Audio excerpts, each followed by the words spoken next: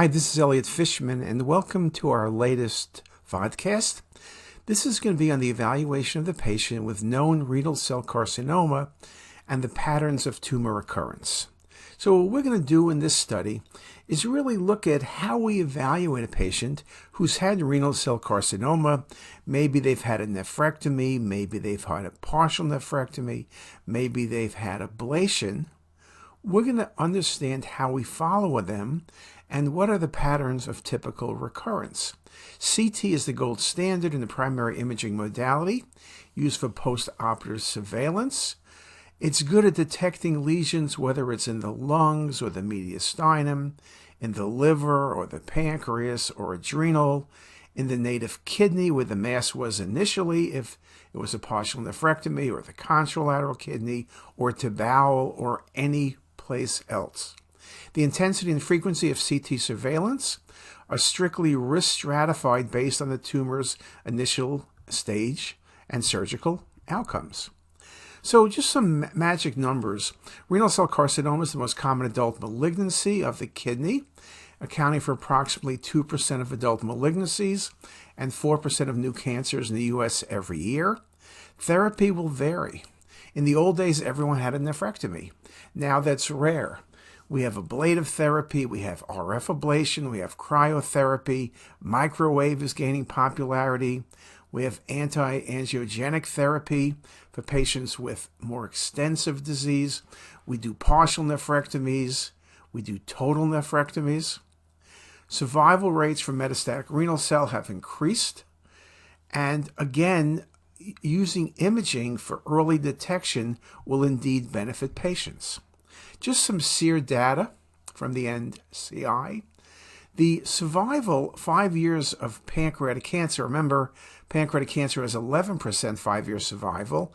Renal cancer has a 78.6% survival.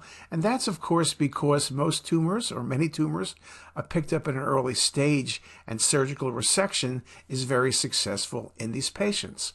If you look at the estimated number of new cases in the U.S. this past year was over 80,000, with an estimated deaths of about 14,000.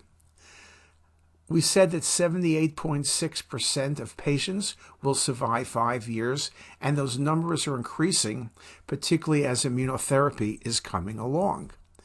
In terms of survival, it's really a stage thing. If you localize, 93%. If you have distant mets, it's 19%. So again, early detection is the key. Now, of course, presentation can range from hematuria, which is about 40% of cases, and that's the classic gross hematuria, but it can be flank pain, back pain, weight loss, or the metastasis like a bone lesion being the presentation. We mentioned that surveillance is based on risk level. The AUA and the NCCN both have fairly common ideas. Low risk, that means low stage tumor, baseline CT at 3 to 12 months, then annually for 3 years, often optional or alternating with ultrasound after that. Moderate risk, chest abdomen every 6 months for 2 to 3 years, then annually for 5 years. And high risk, the higher stage tumors, CT every 3 to 6 months for 2 years, and every 6 to 12 months for 5 years. And the patients will still be followed after 5 years. So again, low, moderate, and high risk will have different follow-ups. Since 80% of the recurrences occur within the first 2 to 3 years, when you look at that chart, it's front-loaded so that we can catch early metastatic disease. Now, the goals of a follow-up scan for renal cell carcinoma. We want to look for local recurrence in the renal bed, or in the kidney if there was a partial nephrectomy or an ablation-like study. We want to look at the contralateral kidney for possible additional sites of tumor, either metastasis or synchronous tumors. We then want to look at the entire abdomen, look at the liver and spleen, look at the adrenal, pancreas, the bowel, as well as the stomach.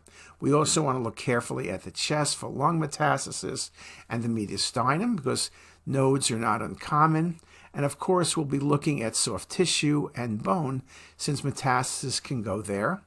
And we'll be looking at nodal disease. Nodal spread in the paraortic region, mediastinum, pelvis are all indeed possibilities. So the goal of the follow-up scan is to look for spread. And again, we look at the entire scan. We see mets to the stomach. We see mets to the bowel. We see mets to the heart. We see mets to the skin. And of course, at some point, you'll also be doing, depending on the specific stage of tumor, imaging of the brain. It typically is going to be MR, but metastasis from renal cell, especially clear cell renal cell carcinoma, would indeed go to the brain.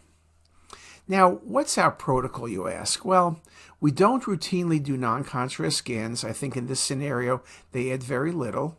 We then do 3-phase study with arterial phase from the chest through the pelvis. Remember, the majority of cases are clear cell renal cell carcinoma, and they're typically hypervascular. With papillary, which make up about 10 to 15%, the vascularity is less, of course, and typically they're hypovascular, but we'll still do the multiple phases. We'll do the chest through the pelvis and bladder, and then we'll do venous phase from diaphragm to symphysis, and delayed phase from the mid-liver through the pelvis so that we can get a good look at the kidneys in the excretory phase, look at the renal pelvis, look at the ureters, look at the calyces. I review the images looking at the axial and multiplanar. I'll also routinely look at MIP and volume rendered images. And you'll see in this talk, when I show you cases, some of the cases I'm going to show a lot of images just to give you a feel about the importance of the phase of acquisition and how we look at the data. Now, there are pitfalls. Metastases from clear cell are usually vascular, and so if you don't do arterial phase imaging, you're going to miss them. I often look at outside CT scans, we all do, and not to be critical, but often a single phase, maybe a venous phase or a late venous excretory phase is done. Well, you're going to miss a lot of lesions, liver, contralateral kidney, pancreas, and other areas if you do not get arterial phase imaging. In terms of ejection rate, we're going with about 100 to 120 cc's of contrast, injected ideally at 5 cc's a second. Now, if the patient did have a transitional cell carcinoma, which is now what we'll be discussing here, our delays are usually a little bit longer, 5 to 6 minutes, but with a clear cell or a papillary or a chromophobe, we are going to go at about 4 to 5 minutes. I don't like getting late scans because then the contrast is very dense. You get all sorts of beam hardening artifact, and it makes it very hard to pick up smaller lesions. So let's look at a case. This was a routine follow-up of renal cell carcinoma, patient with right nephrectomy. When you look quickly, there is a lesion. We're not sure its significance, but it's in the upper pole of the left kidney. When you look really hard, because I know the answer, look over here in the liver, 1 cm, hard to see. Look at the adrenal, a little density there. But are you going to call that? Well, the person who read this at first did not call it. And they did not call anything in the pancreas, but I admit I don't see anything in the pancreas on these venous phase imaging. So what exactly am I missing? Is there something in the liver? Is there something in the adrenal? What's going on in that patient's left kidney? Well, with arterial phase, let's look at the venous against arterial. This low density is this vascular metastasis. This is an adrenal metastasis, and this is a vascular renal cell carcinoma which washes out. Okay? Liver, adrenal, and the kidney. Well, then you look at the pancreas. We don't see anything on the venous, but look here. Multiple metastasis. Yes, if this wasn't a renal cell lecture and you weren't missing the right kidney, you could say a neuroendocrine tumor and you'd be right. But in this case, this is metastasis to the pancreas, but you missed it. Again, the lesion in the upper pole of the left kidney has poor margins, it's soft tissue density, and this is your only image. If you have to be concerned, yes, it could be a high density cyst, but you'd want to look at the old scans. This is a great example of a patient developing a met to the kidney, but it's easier to see on the arterial than the venous phase because you know it's vascular. And again, liver and pancreas. Look at the liver lesions, right? Look at the adrenal lesion in the right adrenal gland, and look at that vascular lesion in the patient's left kidney, all very nicely shown. And again, more metastasis in the pancreas, more liver lesions, and I'm going to keep going and show you the adrenal and the liver. None of these lesions is more than 15 millimeters, and that's the point. When lesions are vascular, you can pick them up when they're small, but if you're not doing the right phase, which means you didn't do arterial phase, you're going to miss these lesions, and the patient will not be treated in a timely fashion. This becomes very, very important. I like this adrenal metastasis. It's a centimeter or less. We talk about adrenal mets. They do occur from renal cell, but they're usually larger, and in this case, it was really small. And again, metastasis to the pancreas can be solitary or can be multiple. And I'll show you a number of cases of both of those. The MIP imaging really shows you the liver lesions very nicely, including several additional small lesions seen here and here, in addition to the larger lesion. Here's the pancreatic lesions again. And here it is on the arterial phase. And again, looking at that lesion in the left kidney, very clearly another site of tumor. The patient will be treated with chemotherapy. The patient will also get a partial left nephrectomy. So again, multiple sites of disease in a single patient.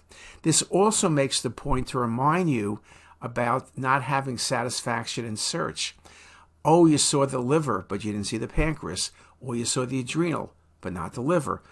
You need to see all of the lesions in order to manage the patient correctly. Here's some cinematic renderings. There's the pancreatic lesions. There's the liver lesion very nicely. There's the textural changes, and there are the liver lesions. Here they are again on the coronal images, nicely circled. And of course, there's the adrenal lesion, and then the pancreatic lesions. So whether you're using the axials or the coronals, the MIP or the volume rendering or the cinematic rendering, you're able to see all of the lesions in question. But again, you need to look very carefully. And in this case, once I see some lesions, I will look more carefully at the bowel. I'll look at the stomach. We look everywhere. Because when you have multiple sites of disease, you're more likely to have additional sites as well. So it becomes very, very important. And again, the volume rendering showing you some of those lesions very nicely documented. And here's just a change in the cinematic rendering to accentuate the kidney, the renal vein, the celiac, GDA, and the metastasis. So again, looking at all of those possible lesions really gives you a feel about the importance of protocol. And I show this case to start off with, making the point that if you don't do the study correctly, you're not going to pick up the metastasis. Now in this patient, we had liver lesions. Liver lesions from clear cell are very vascular. Here's another example of multiple liver lesions from 1.5 centimeters to about 4 centimeters. You can see, again, some additional lesions, including in the lung. So liver and lung in this patient. Splenic lesions are rare, but they do occur, but I don't see one here. And again, the washout. These lesions are very vascular. With clear cell renal cell carcinoma, lesions can be very vascular, but wash out very quickly. If you only had the venous phase, I think you still would call liver metastasis because these lesions are cystic but have enhancement around it. You're not going to call it a simple cyst. It doesn't look like hemangioma or anything else, but we would surely say that it's much easier to look at the arterial phase imaging and make the correct diagnosis. But again, I want you to recognize that if you only had the venous, you recognize that those are metastases and you go from there. Another patient, clear cell renal cell carcinoma, and the patient now has a metastasis to the right adrenal gland. There's also metastasis on the surface of the spleen right there. And again, mets to the adrenal gland, renal cell carcinoma, clear cell. Wherever the mets go, the mets are going to be vascular in most cases when you have arterial phase imaging, nicely shown here. And of course, same patient, there's implants on the patient's duodenum, there's implants on the liver, there's implants on the omentum. So a range of implants on the omentum, again, very vascular. So you could see that the patterns of disease, multiple sites of disease, some typical, some atypical, but you need to see them all. There's mets in the pelvis pushing on the bladder, very vascular. And again, bladder, omentum, very clearly shown. So again, the importance of the arterial phase, why we scan the entire abdomen and pelvis with arterial phase when clear cell, because it's not just the kidney, it's not just the liver, it's not just the adrenal, it's not the pancreas, it's the omentum, the pelvis, the bowel. It's everywhere we need to be looking. And again, this case, we had the bowel. There's also pancreas involved, right? Pancreas and adrenal and liver, multi-organ involvement, and omentum. Omental lesions are fairly uncommon. Bowel in general is fairly uncommon, but we do see a reasonable number of cases, so you need to look very, very carefully at that. Same patient when I show you the MIP. Now look at how those lesions with bowel and omentum stand out on the right side of the image. Here it is again. Look at those lesions, and you see more lesions, right? Here's the adrenal, but look at all of these implants on small bowel, as well as on omentum, as well as in mesentery. Image on your left is a MIP showing that. Image on your right is volume rendering, also accentuating the lesion in the patient's pelvis. And again, here's that pelvic lesion with volume rendering, multiple metastases. Here's the MIP imaging. So a combination of volume rendering and MIP. In this case, both work very nicely. In some cases, one will be better than the other. When lesions are small and very vascular, MIP does an amazingly good job. When lesions involve organs and texture changes, then volume rendering is often going to be better. So again, a beautiful example of metastasis to bowel, as well as to pancreas, as well as to liver. So again, here are the same patient with those lesions in the feeding vessels on the cinematic rendering. Just a really, really elegant case. So what else? I mentioned bowel.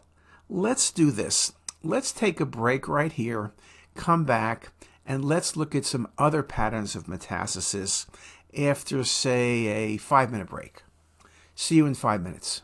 If you like this video, make sure to subscribe to the CTisus YouTube channel. You can also visit us at ctisus.com for even more videos, plus quizzes, pearls, protocols, and oh so much more. We're also in the App Store and have well over a dozen apps for iPhone and iPad, all completely free. Thanks for watching.